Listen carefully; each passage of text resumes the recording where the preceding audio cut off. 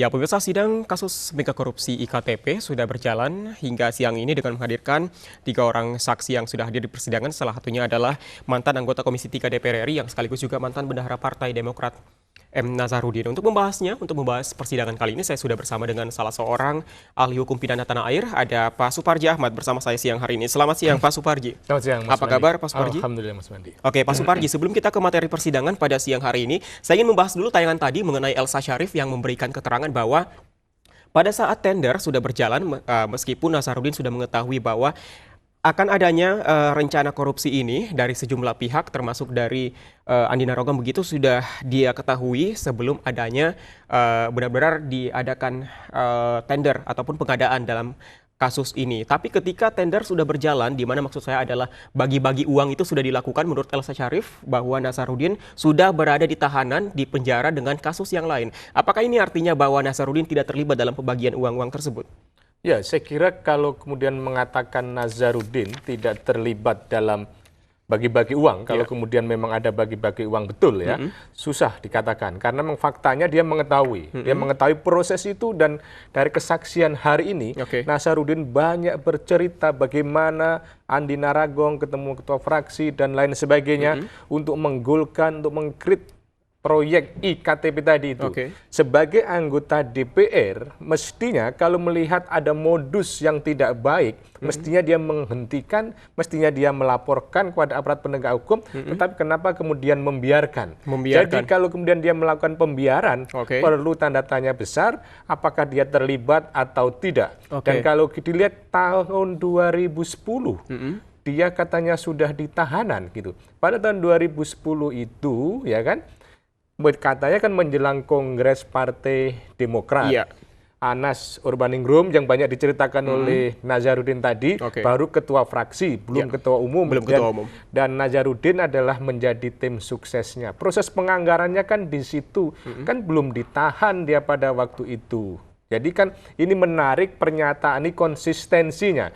Konsistensi Nazarudin melalui Elsa Syarif, apakah ada kebenaran atau tidak. Kita ingin apa yang disampaikan itu betul-betul adalah sebuah kesaksian yang otentik, bukan sebuah rekayasa untuk tujuan-tujuan tertentu. Gitu. Jadi meskipun Elsa Syarif mengatakan bahwa pembagian uang tersebut terjadi pada tahun 2011 ketika Nazarudin sudah berada di dalam penjara begitu, berarti masih bisa dikenakan pasal begitu karena mengetahui akan adanya rencana korupsi begitu maksud Anda? Kalau kita ketahui Nazarudin sekarang ini kan menjadi terpidana 2 kasus.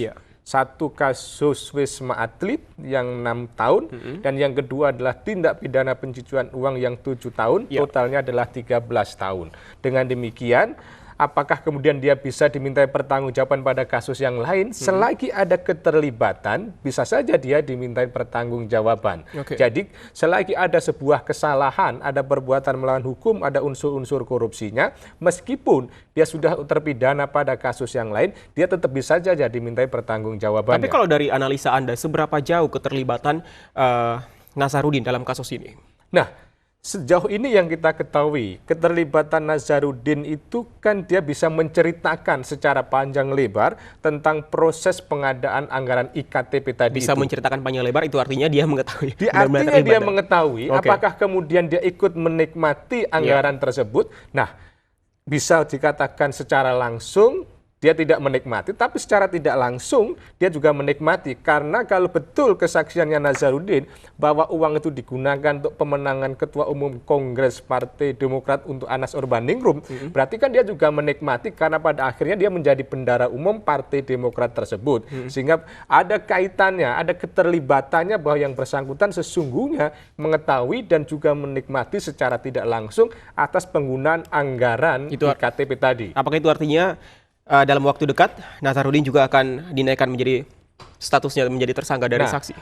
Kalau naik statusnya dari saksi menjadi tersangka itu tentunya menjadi otoritas dari penyidik KPK. Tapi kalau melihat konstruksinya sedemikian rupa, memang potensi menuju ke situ ada peluang yang sangat besar. Tetapi sekali lagi memang tentunya KPK akan mengkonstruksikan secara cermat dengan alat bukti minimal 2 supaya kemudian dakwaannya nanti di persidangan itu betul-betul memenuhi syarat sebagai seorang Memenuhi tersangka syarat dan sebagai seorang terdakwa. tersangka. Gitu. Oke, kalau kita lihat dengan masih berjalannya sidang hingga saat ini, Pak Suparji, lagi-lagi Nazarudin memberikan nyanyian yang kalau kita lihat memang menyebutkan memberikan kejutan-kejutan lagi, termasuk juga menekankan bahwa Anas Urbaningrum terlibat dalam kasus ini.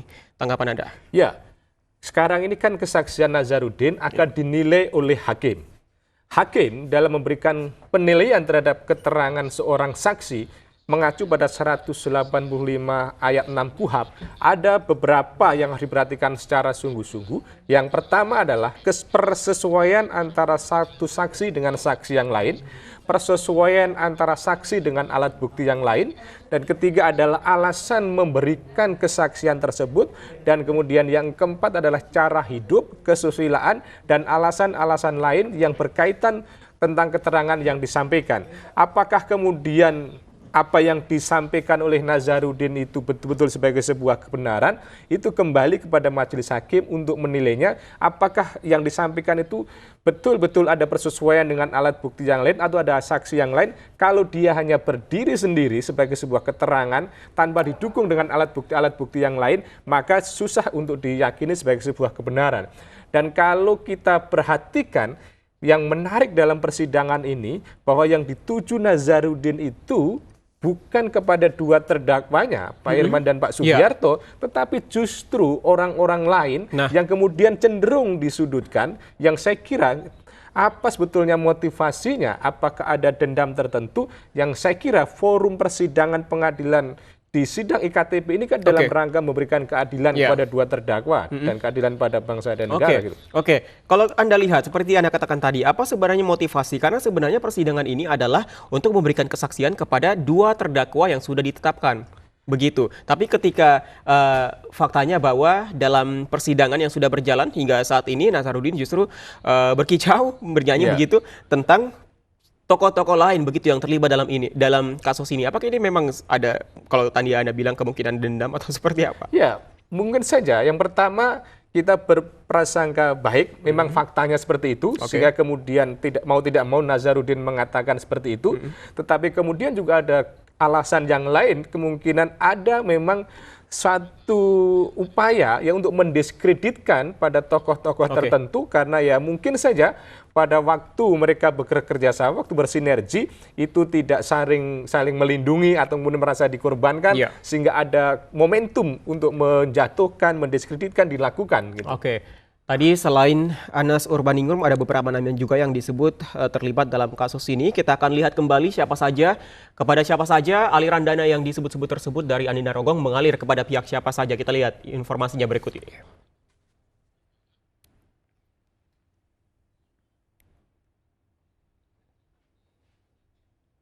Pertama adalah Gamawan Fauzi yang saat itu menjabat sebagai Menteri Dalam Negeri, diduga menerima 4,5 juta dolar Amerika dan 50 juta rupiah. Kemudian dari Partai PDI Perjuangan ada Yasona Lauli yang diduga menerima 45 ribu dolar Amerika. Ganjar Pranowo diduga menerima 520 ribu dolar Amerika.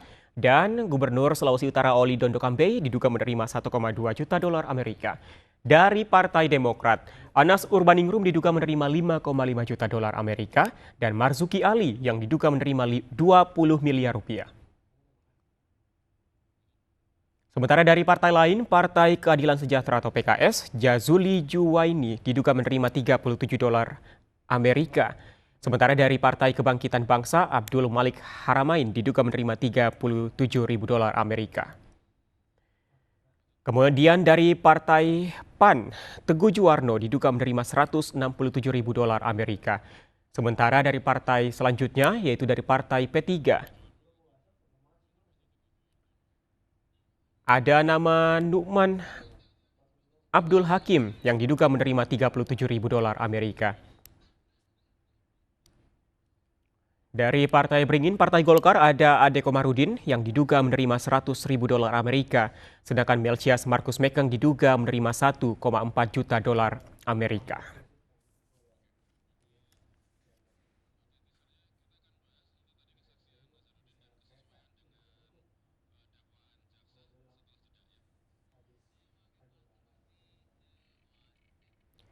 Ya, tadi sudah dikatakan bahwa Nazarudin menjelaskan tentang keterlibatan dari beberapa pihak dalam hal ini, tapi kita akan bahas juga mengenai keterlibatan yang disebutkan oleh Nazarudin terkait dengan Anas Urbaningrum yang akan disesuaikan dengan dakwaan dari Jaksa Penuntut Umum dari KPK. Tapi kita jeda dulu, Pak Supari dan pemirsa tetaplah bersama kami dalam Special Report iNews TV.